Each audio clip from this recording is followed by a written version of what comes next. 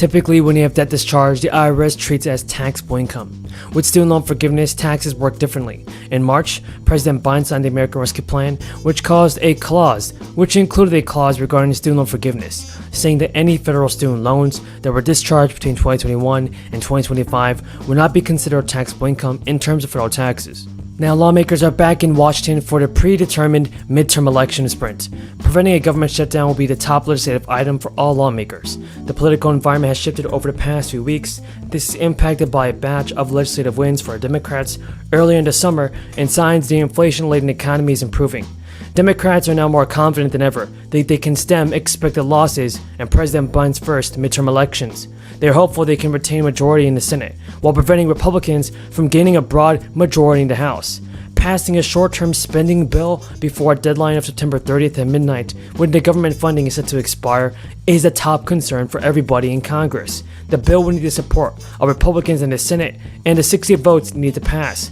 Democrats want to demonstrate to voters they can govern responsibly and not allow a damaging shutdown. In the Senate, Democrats will also keep confirming federal judges nominated by Biden, with government funding set to expire at the end of the month. Both chambers are expected to pass some kind of stopgap funding extension in the upcoming weeks to avert the shutdown, and stopgap funding bills are known as Capitol Hill as a continuing resolution. The Senate Appropriations Chair, Patrick Leahy, a Vermont Democrat, is also aiming for a continuing resolution to run until mid-December to allow lawmakers time just to finish the regular appropriation bills. Now, Hawaii Democratic Senator Brian Schatz summed up the to-do list for Senate Democrats when asked recently by CNN when the September work period will look like. He said continuing resolution and judges.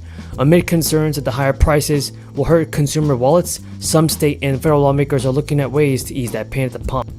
Mike Thompson, John Larson, and Lauren Underwood introduced the Gas Rebate Act of 2022, and that's going to send monthly payments of $100 to Americans where the average gas price is higher than $4 a gallon. The program will begin to phase out for individuals earning more than $75,000 and couples earning more than $150,000. Welcome him here. Pleased to have invited him to see the most dynamic community, dynamic mayor, and congressional delegation that includes Congressman Al Green, Congressman Sylvia Garcia, Congressman Lizzie Fletcher, and yours truly, Congresswoman Sheila Jackson Lee. And there are many others, but this is the dynamic delegation that we're so glad to have present here today. Somebody wanted to clap for the dynamic delegation.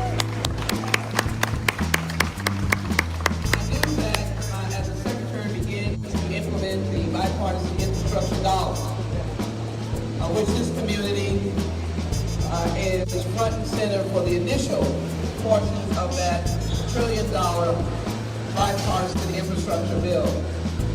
That the Secretary was very instrumental in his fact-finding, his advocacy on facts, as he met with the United States Congress and any number of congressional hearings to bring us to a point where those dollars, along with the Inflation Reduction Act, that will match together to help us be the cornerstone of new innovation in the world. And Houston, Texas, its aviation component will be a major part of it, led by our own climate mayor, who has seen innovation grow up in Midtown, downtown, and in the airport. We are an innovation. Policies that affect older adults, like the property tax relief and expanded eligibility for programs that assist with medical expenses. The Elder Index is a measure of the cost of living for older adults, nationally and for every state and county in the United States. The Elder Index uses various public databases to calculate the cost of healthcare, housing, food, and transportation, and miscellaneous expenses for seniors. It represents a bare-bones budget, adjusted for whether adults live alone or as part of a couple, and whether they rent or own homes or without a mortgage.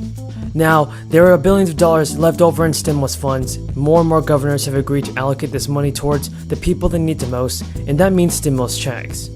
Beginning in October, California residents will receive one-time inflation relief checks of as much as $1,000. Whether you qualify for the middle-class tax refund and how much you could get depends on your income, filing status, and household size.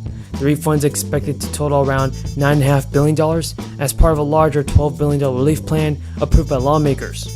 In a statement, Newsom said California's budget addresses the state's most pressing needs and prioritizes getting dollars back into the pockets of millions of people who are grappling with global inflation and rising prices of everything from gas to groceries.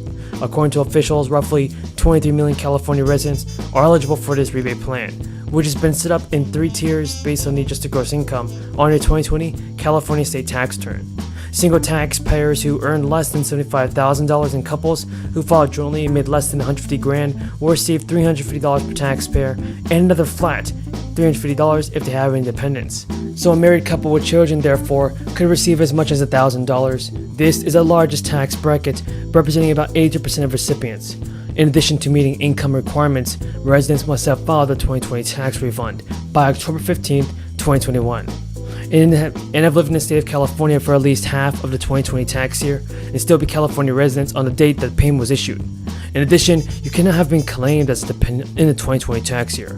If you filed your 2020 California state tax return electronically and requested direct deposit for your refund, you will receive the tax rebate as a direct deposit as well. In addition to the tax rebate, the state is increasing the funding for several programs, including SSI, SSDI, and the state supplementary payment, which assists more than 1 million seniors and disabled people. It's been over a week since President Biden also made the announcement to cancel $10,000 of student loans and over $20,000 for special grant recipients. After some confusion regarding whether or not states would count the money saved by student loan forgiveness as taxable income, the borrowers, in a few more states, can also relish in the fact that they'll no longer have this hanging over their heads, with the exception of 2 states like Mississippi and North Carolina. They've decided to levy state tax on federal student loan forgiveness, and several other states that have yet to announce would have a dramatic long-term impact on millions of people. At a time when our rights are under siege, it would be a much-needed shield for scores of Americans at risk of discrimination simply because of who they love. For many of us in this chamber, myself included, passing marriage equality would hit home in a very personal way. I want to thank my colleagues from both sides of the aisle, especially Senators Baldwin, Collins, and Sinema, for all the work they're doing to build support for marriage equality legislation. Over the past several months, I've given them the time and space they have requested to have these talks, because I want their efforts to succeed. I know their work is not yet done, and I encourage them to keep going. I truly hope, for the sake of tens of millions of Americans, that there will be at least 10 Republicans who will vote with us to pass this very important bill. We cannot forget that a mere decade ago, marriage discrimination was the law in much of the country. While we're happy that America's made a lot of progress since then, we're not naive in thinking we can't go backwards. As we saw earlier this year, it took the Supreme Court just a few weeks to unravel decades of vital precedent on women's rights, gun safety, and environmental protection. And, of course, Judge Thomas has opened the door for the court to go even further backward